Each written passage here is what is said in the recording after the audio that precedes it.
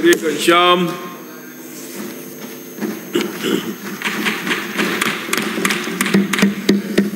माननीय सभापति महोदय, आपने मुझे बोलने का मौका दिया, बीच में नहीं इसके बोले लिए आपका बहुत बहुत धन्यवाद। सभापति महोदय, मैं आदिवासी, एसटी, एससी और अनुसूचित जनजाति के बारे में आपसे बात करूंगा। आदिवासियों की देश की कुल आबादी 8.14% है। क्षेत्रफल के करीब 15% भाग पर आदिवासी निवास करते हैं। वास्तविकता तो यह है कि आदिवासी लोगों पर विशेष ध्यान देने की जरूरत है, जिसे देश के अनेक निम्न सामाजिक, आर्थिक और भागीदारी संकेतकों को किया जा सकता है, चाहे वह मातृ एवं बाल मृत्यु दर हो या कृषि संपदा हो, पेयजल, बिजली तक पहुंच हो सके। आदिवासी समुदाय आम आबादी के बहुत पिछड़े हुए हैं। आदिवासी आबादी 52% गरीबी की रेखा के नीचे है। ये सभापति महोदय बहुत चिंता का विषय है। और चौंकाने वाली बात तो यह है कि 54% आदिवासियों की आर्थिक संपदा जैसे संचार और परिवहन तक कोई पहुंच नहीं है। बाबा साहब भीमराव अंबेडकर के संविधान के बाद आदिवासियों को कुछ अधिकार मिले, पर सरकारों का विशेष ध्यान आदिवासियों के प्रति जब हमारी सरकार बनती है तो रहता है, उसके बाद इनके प्रति ईर्ष्या और इनके साथ भेदभाव बढ़ता जाता है। आदिवासियों का इस देश के निर्माण में बड़ा योगदान रहा है। आदिवासियों का इस देश के इतिहास में बहुत गौरवशाली इतिहास रहा है, पर आज आदिवासियों की जो स्थिति है इस देश में बहुत दयनीय है। माननीय सभापति महोदय, आदिवासियों को आज़ादी के बाद शिक्षा का अधिकार मिला और उस शिक्षा के कारण आदिवासी आज कुछ हद तक प्रोग्रेस कर रहे हैं, पर सरकार बदलने के बाद आज भारतीय जनता पार्टी की सरकार आदिवासियों के ऊपर ध्यान नहीं दे पा रही है। बहुत दुख का विषय है। मैं आपके माध्यम से निवेदन करना चाहूँगा कि आज भी आदिवासियों का जीवन यापन खेती पर आधारित है। जल, जंगल और जमीन पर इनका अधिकार है। प्रकृति के प्रति इनका हमेशा लगाव रहा है। ऐसी स्थिति में आबादी जनसंख्या के आधार पर एसटी, एससी का आरक्षण बढ़ाने की जरूरत है। जब जनगणना हुई तो उस वक्त एसटी 12% थी और एससी 17% थी। जब जनसंख्या आज की तारीख में अगर देखा जाए तो एसटी का 14% निकलेगा जब भी जनगणना होगी, और आज भी 12% ही इनको नौकरियों पे अधिकार मिल रहा है। तो मेरा सभापति महोदय के माध्यम से ये सरकार से आग्रह रहेगा कि इनके जनसंख्या के आधार पर आदिवासियों को अपना अधिकार मिलना चाहिए। सभापति महोदय, जब से सरकार बनी है, बनते ही एसटी, एससी के पदोन्नति का बैकलॉग सरकार के द्वारा खत्म कर दिया गया। ये बहुत दुख का विषय है। बैकलॉग समाप्त किया गया, जबकि उपयुक्त सदस्य मिलने तक उसे संरक्षित रखना चाहिए। ऐसा नहीं है। आज बहुत सारे आदिवासियों के बच्चे बेरोजगारी से जूझ रहे हैं और वो बेरोजगारी के कारण गलत रास्ते अपना रहे हैं। मैं मेरे क्षेत्र की बात करता हूं, करौली जिले से आता हूं। वहां इसमें और बहुत सारे ऐसे उनमें है जो हमारे बच्चे उसमें लिप्त होते जा रहे हैं। उसका मुख्य कारण है कि उनको रोजगार नहीं मिल पा रहा है, और रोजगार मिलता तो वो लोग गलत रास्ते पर नहीं जाते। आदिवासियों के लिए अलग से आप फंड की व्यवस्था करें। और अनुसूचित जनजाति जो आयोग बना रखा है उसमें पैसा तो सरकार देती है पर वो खर्च नहीं होता है, और खर्च नहीं होने के कारण उनका कोई डेवलपमेंट नहीं होता, विकास नहीं होता। आज सरकारें सरकारी नौकरियों को छोड़कर प्राइवेट सेक्टर में जा रही है, चाहे हवाई अड्डा हो, रेल हो, चाहे सभी सरकारी उपक्रमों को एक एक करके हम प्राइवेट सेक्टर को दे रहे हैं। और जब प्राइवेट सेक्टर में वो जाते हैं तो उसमें अनुसूचित जाति, अनुसूचित जनजाति के लोगों को इसमें नौकरी नहीं मिलती है। ये भी एक बड़ा कारण है। तो सरकारों को इसमें ध्यान देना चाहिए कि भाई जब सरकारी नौकरी नहीं है, प्राइवेट सेक्टर में जब नौकरी दी जा रही है तो उनमें भी आरक्षण का प्रावधान सरकार को करना चाहिए। अगर इस तरह से सरकार सभी सरकारी उपक्रमों को प्राइवेट सेक्टर को दे देंगे तो एसटी एससी के बच्चे नौकरी से वंचित रहते जाएंगे और एक समय ऐसा आएगा कि उनको कहीं भी नौकरी नहीं मिलेगी और वो गलत रास्ते पर जाने पर मजबूर होंगे। सभापति महोदय, सरकारें तो आती जाती रहती है, बदलती रहती हैं, पर अनुसूचित जाति और जनजाति के लोगों के प्रति इस तरह का भेदभाव सरकार नहीं करें, मेरा आपके माध्यम से ऐसे मानना है। अनुसूचित जाति, अनुसूचित जनजाति के बच्चों को दी जाने वाली छात्रवृत्ति समय पर नहीं मिल रही है। लगभग 30 वर्षों के छात्रवृत्ति को बढ़ाने का काम भी नहीं किया जा रहा है। जो मापदंड आपने पहले तय किए थे उसी मापदंड के आधार पर छात्रवृत्ति दी जा रही है। एसटी के बच्चों को तो पिछले 5 साल से छात्रवृत्ति नहीं मिल रही है। उसमें भारत सरकार का जो पैसा 75% आना था वो पिछले 5 साल से नहीं आ रहा है। तो उसके कारण अनुसूचित जनजाति के बच्चों को छात्रवृत्ति नहीं मिलती है। हम क्षेत्र में जाते हैं और लगातार बच्चों की ये मांग रहती है कि साहब हमें छात्रवृत्ति क्यों नहीं मिल रही है। सभापति महोदय, मैं आपके माध्यम से मंत्री जी से मांग करना चाहूँगा कि भारत सरकार को आप पत्र लिखें और अनुसूचित जनजाति के बच्चों की जो पिछले 5 साल से छात्रवृत्ति नहीं मिल रही है उसको दिलवाने की कृपा करेंगे। मैं आपसे निवेदन करता हूं कि इतने लंबे समय तक बच्चे अब इतना इंतजार नहीं कर सकते और आने वाले समय में इस मुद्दे पर बच्चे छात्र आंदोलन भी कर सकते हैं, ऐसी जानकारी मुझे लगातार मिलती आ रही है। माननीय सभापति महोदय, एसटी एससी ओबीसी के निर्धारित आरक्षण को जानबूझकर कम किया जा रहा है।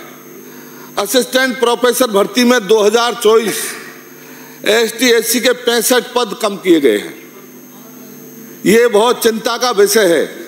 पटवारी भर्ती में प्रक्रिया में आरक्षण के अनुरूप पदों को आरक्षित विज्ञप्ति जारी नहीं की गई है। ये इस तरह की बात है कि ये इससे सरकार पर सीधा सीधा आक्षेप है कि आप अनुसूचित जाति जनजाति के बच्चों को नौकरियों से दूर रखना चाहते हो और आरक्षण का उनको लाभ नहीं देना चाहते। इसी तरह से आरएएस 2025 की भर्ती में विज्ञप्ति में भी आरक्षण का भेदभाव किया गया है। तो ये किस तरह की सरकार है, मुझे तो ये पता नहीं लग रहा कि अनुसूचित जनजाति के लोगों से इतनी ईर्ष्या आप लोगों को क्यों है, क्यों आप इस तरह की व्यवस्था करना चाहते हो। ये बहुत दुर्भाग्य की बात है। माननीय सभापति महोदय, मांडा योजना में जो संचालित छात्रावासों में 3-3 महीने से विलंब से सामग्री आ रही है, ये भी एक बहुत बड़ा चिंता का विषय है। जब छात्रावासों में हम बच्चों को अच्छा विटामिन युक्त खाना उपलब्ध नहीं कराएंगे तो फिर वह ऐसी शिक्षा लेंगे, अगर उनको अच्छे बिस्तर नहीं होंगे, अच्छी बिल्डिंग नहीं होगी, अच्छा भवन नहीं होगा और उनका वातावरण छात्रावास में नहीं होगा तो फिर वो अच्छी शिक्षा नहीं ले पाएंगे।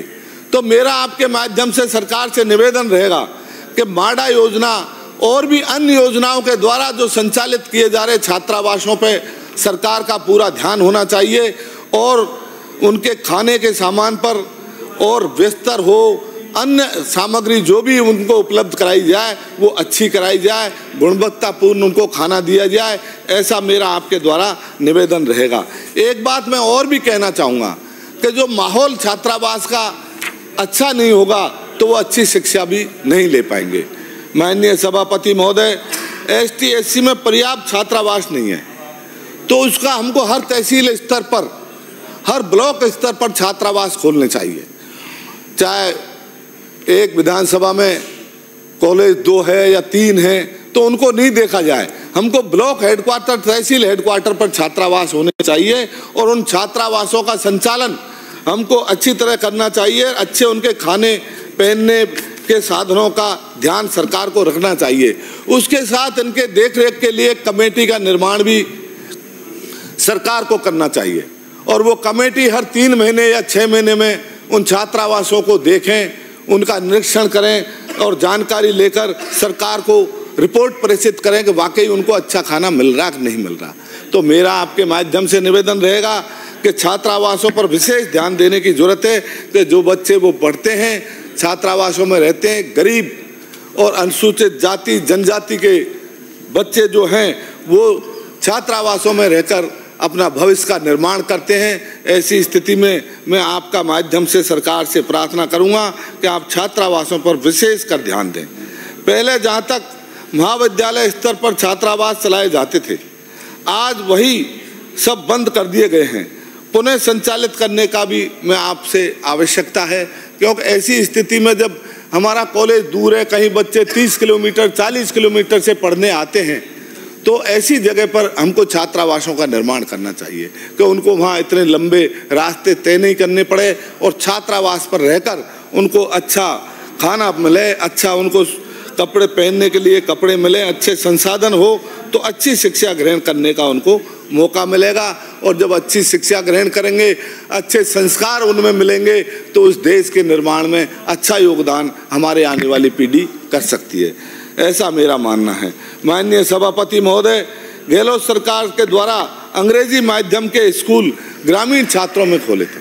ग्रामीण इलाके में जो हमारे स्कूल खोले गए, उनमें ST/SC OBC एवं ग्रामीण बच्चों को गाँव में जो उन्नत शिक्षा देने का जो सरकार का जो एक अच्छा काम था, उसको आप लोग बंद कर रहे हैं। हाँ, वो तो बंद ही करोगे आप, और करोगे क्या? वो इसलिए बंद करोगे, नहीं माननीय गोवर्धन जी भाई साहब, इसलिए बंद करोगे कि उनमें अनुसूचित जाति जनजाति के बच्चे ही पढ़ते थे। अनुसूचित जाति जनजाति के बच्चे इंग्लिश स्कूलों में पढ़ते थे, अल्पसंख्यकों के बच्चे पढ़ते थे, पर हमारे MLA MPओं के बच्चे नहीं पढ़ेंगे। MLA MP कोई भी इस हाउस में सबके बच्चे प्राइवेट स्कूलों में पढ़ते हैं और इंग्लिश स्कूल में पढ़ते हैं। सभी के बच्चे इंग्लिश स्कूलों में पढ़ते हैं, हिंदी माध्यम में कोई नहीं पढ़ते। पर अगर गरीब का बच्चा अगर इंग्लिश सीखेगा, इंग्लिश पढ़ेगा, तो उसमें सरकार को तकलीफ क्यों है? इस सरकार को इसलिए तकलीफ है कि जब गरीबों के बच्चे, ST/SC के बच्चे इंग्लिश पढ़ेंगे, तो फिर इंग्लिश पढ़ेंगे तो वो सवाल खड़े करेंगे, वो कानून की जानकारी उनको होगी, और जब वो पढ़ेंगे लिखेंगे ही नहीं, वो अनपढ़ रहेंगे, अशिक्षित रहेंगे, तो वो क्या आपसे सवाल करेंगे? तो ऐसा नहीं करें। देश के उज्जवल भविष्य के लिए गरीबों के बच्चों को भी अच्छी शिक्षा मिलनी चाहिए, उन्नत शिक्षा मिलनी चाहिए, संस्कारवान शिक्षा मिलनी चाहिए, और इंग्लिश स्कूल भी, इंग्लिश की जानकारी भी उनको होनी चाहिए। आज बड़े लोगों के बच्चे सब विदेशों में पढ़ते हैं, अच्छे स्कूलों में पढ़ते हैं और इंग्लिश ही पढ़ते हैं, हिंदी का कोई बच्चा MLA MP IAS IPS के नहीं पढ़ते। हमारे बच्चे जो आज गरीबों के बच्चों को जो एक शिक्षा का नया आधार मिला था, उसको भी आपने समाप्त कर दिया। मेरा सभापति महोदय के माध्यम से एक निवेदन रहेगा कि इंग्लिश स्कूलों को बंद नहीं किया जाए और उनको पुनः संचालित किया जाए। वो एक गरीब परिवार और ST/SC के बच्चों के लिए एक अच्छी बात होगी। मैं आपके निवेदन इसी के साथ साथ भजनलाल सरकार की इनकी समीक्षा करने का विचार रखती है। इसमें से जाहिर होता है कि ST/SC OBC के बच्चों के भविष्य के खिलाफ है। इस स्थिति में मैं आपसे निवेदन करना चाहूँगा कि आप गाँव में स्कूल तो बंद कर रहे हैं, पर आप गाँव में इसकी जानकारी करें और वहाँ उनके बच्चों के जो संरक्षक हैं, उनके माँ बाप हैं, ग्रामीण लोगों से ये पूछें कि भाई ये स्कूल बंद किए जाए या नहीं किए जाए। सरकार की मंशा कुछ और हो सकती है और जनता की मंशा अलग है। जनता चाहती है कि इंग्लिश स्कूल खोले जाएं और उनको स्थायी रखा जाए, ऐसा मेरा आपसे निवेदन है कि उनकी सर्वे करके ही बंद किया जाए, डायरेक्ट आपका तुगलकी आदेश नहीं चलाया जाए। माननीय सभापति महोदय, इसी के साथ साथ स्कूटी वितरण में बड़ी देरी सरकार कर रही है। इनको 2-2, 3-3 हज़ार स्कूटियाँ जो आपने गोदामों में डाल रखी है वो धूल चाप रही है। बजट में आपने खोखली घोषणा तो कर दी, 2022-23 की स्कूटियों का रजिस्ट्रेशन हो गया और रजिस्ट्रेशन करने के बाद आज तक उनका वितरण नहीं किया जा रहा है और उन पर धूल छा रही है। तो ऐसा क्या कारण है कि उनको आप नहीं वितरण कर रहे हैं? इससे उसका लाभ भी नहीं मिल रहा है, जो पैसा सरकार का खर्च हुआ है वो भी काम नहीं आ रहा, वो सब खराब हो जाएंगी स्कूटियाँ।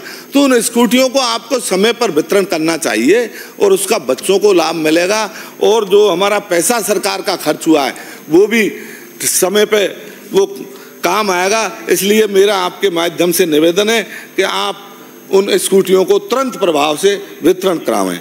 इसी के साथ साथ मंत्री जी, छात्रावासों की जो दयनीय स्थिति है उसके रखरखाव में बहुत खराबी है। बिस्तर, बेडशीट एवं तकिया, गद्दों वे बदबू मार रहे हैं। ऐसे भवनों को जीर्णोद्धार कराकर ही उनका ध्यान देने की जरूरत है। माननीय सभापति महोदय, मंत्री जी, मैंने पिछली बार भी आपको निवेदन किया था कि जो हमारे छात्रावास हैं उन छात्रावासों में जैसे गंदगी है, बिस्तर साफ नहीं है, तो हम उनको काम में नहीं लें। चाहे बच्चे से ही कह दें कि भाई हम ये बिस्तर उपलब्ध नहीं करा पा रहे, आप घर से ले आओ। तो ऐसे में कई छात्रावासों में गया तो उन बिस्तरों को नए बिस्तर दें या फिर हम ऐसे बिस्तर दें जैसे दरी है तो दरी गंदी नहीं होती, गद्दे हैं वो उसमें मिट्टी चढ़ जाती है तो वो मिट्टी निकल नहीं पाती है, तो दरी देंगे तो वो दरी खराब नहीं होगी। बेडशीट होगी तो बेडशीट वो धुलाई बच्चा भी कर सकता है। तो आप एक बार कमेटी बनाकर हमको छात्रावासों को ठीक करना है और ये मेरा आपके माध्यम से निवेदन रहेगा कि हम गद्दों का बजाय दरियों का ज़्यादा उपयोग करें, उसमें मिट्टी नहीं आएगी, उससे बच्चों में बीमारी भी पैदा नहीं होगी। और जो कंबल आ रहे हैं तो कंबलों के साथ आप रजाइयों का उपयोग करें, उसमें बेडशीट हो, ऊपर से खोड़ी होगी तो वो खोड़ी को धुलाई कर सकते हैं तो वो गंदे नहीं लगेंगे।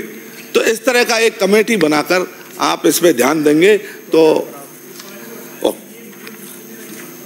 इसी के साथ साथ बिना टेंडरों के जो राशन उपलब्ध करा रहे हैं तो ये अधिकारियों की एक बड़ी धांधली इसमें चल रही है कि बिना टेंडर के ही जो छात्रावासों में सामग्री खरीद लेते हैं तो उस पर गुणवत्ता का ध्यान वो लोग नहीं रखते हैं। तो जब हम गुणवत्तापूर्ण सामग्री बच्चों को उपलब्ध नहीं कराएंगे तो उसके में भी एक बड़ी परेशानी बच्चों को आती है और सही जानकारी नहीं ले पाते। तो मेरा मंत्री जी से निवेदन रहेगा कि जो कमीशन खोरी का जो काम चल रहा है इसमें बिना टेंडर के जो सामान खरीदे जाते हैं तो उनको भी आप ध्यान करके इसमें ध्यान करेंगे। इसके साथ साथ ही मैं आपसे निवेदन करूँगा, माननीय मंत्री जी का ध्यान आकर्षित करना चाहता हूँ कि अलवर, रैणी, टोडा भीम और 200 छात्रों की क्षमता के महाविद्यालय स्तर के जो ST/SC के छात्रावासों का निर्माण कराया जाए। मेरा निवेदन रहेगा जहाँ हमारे कॉलेज हैं और वहाँ 200 से छात्रावासों का, छात्रों की क्षमता के जो छात्रावास आप खोलने का आपने पहले भी आश्वासन दिया था, तो मेरा आपसे निवेदन रहेगा कि जहाँ बड़े कॉलेज हैं और वो दूर हैं तो वहाँ आप छात्रावास खुलवाने का कृपा करेंगे। जैसे अलवर में, राजगढ़ में है, टोडा भीम में है, नादोती में है, तो इस तरह के जो बड़े कॉलेज हैं वहाँ छात्रावास खुलाएंगे तो अनुसूचित जाति के, जनजाति के बच्चों को बहुत फ़ायदा इसका मिलेगा। इस तरह का मेरा आपसे निवेदन रहेगा। करौली, टोडा भीम में छात्रावासों का हमने 4 जगह का प्रस्ताव आपको पहले दिया था, तो चारों में से एक भी छात्रावास अभी हम नहीं खोल पाए हैं। तो मेरा आपसे निवेदन रहेगा कि आने वाले बजट में जब मुख्यमंत्री जी जवाब देंगे तो इन 4 के बजाय आप 3 छात्रावास तो खुलावें, तो उसका बच्चों को फ़ायदा मिलेगा और अनुसूचित जनजाति ST/SC OBC के बच्चों को इसका फ़ायदा मिल पाएगा। इसी के साथ साथ मेरा एक निवेदन रहेगा सभापति महोदय सरकार से कि आज हम सरकारी संस्थाओं को प्राइवेट सेक्टर को देते जा रहे हैं और अनुसूचित जनजाति अनुसूचित जाति के बच्चों को प्राइवेट सेक्टरों में नौकरी नहीं मिलती है और सरकारी संस्थाओं को हम प्राइवेट सेक्टर को दे ही रहे हैं तो उनमें तो नौकरी लगने का सवाल ही नहीं है। पर जब प्राइवेट सेक्टर में अनुसूचित जाति जनजाति के बच्चों को भी ऐसा प्रावधान किया जाए तो उनको उनमें नौकरी दी जाए। कैलाश चंद मीणा। इसी के साथ साथ एक मेरा और निवेदन रहेगा, विशेष बात, माननीय सभापति महोदय जी, बहुत बहुत धन्यवाद, आपने मुझे मांग संख्या 30 जनजातीय क्षेत्रीय विकास विभाग एवं मांग संख्या 31 सामाजिक न्याय एवं अधिकारिता विभाग पर बोलने का षड्यंत्र तो नहीं कर रहे, मौका दिया है, इसके लिए बहुत बहुत धन्यवाद। श्रवण कुमार जी, माननीय सभापति महोदय जी, सत्ता पक्ष में है क्या? आपके माध्यम से मैं माननीय मुख्यमंत्री जी एवं मुख्यमंत्री जी दिया कुमारी जी को धन्यवाद देता हूँ कि जनजातीय विकास विभाग एवं